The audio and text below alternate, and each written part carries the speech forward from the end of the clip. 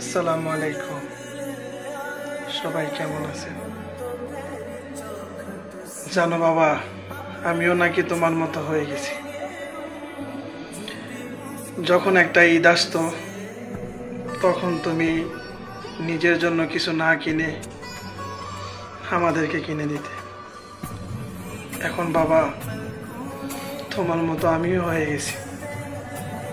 যখন ঈদ আসে তখন নিজের জন্য চিন্তা না করে ফ্যামিলির জন্য চিন্তা করি।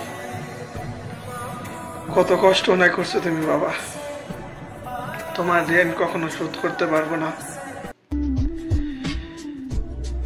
দোয়া করি তোমরা 1000 বছর বেঁচে থাকো।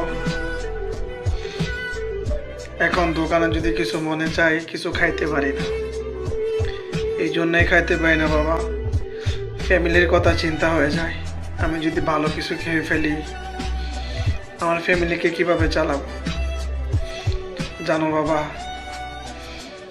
খুব মিস করি তোমারে। কোনোদিন মন থেকে বলা হয় না তোমাদেরকে কত ভালোবাসি। দোয়া করি তোমরা যেখানেই থাকো ভালো থাকো, আল্লাহ যেন তোমাদেরকে ভালো রাখে। তো সবাই ভালো থাকবেন। আসসালামু আলাইকুম।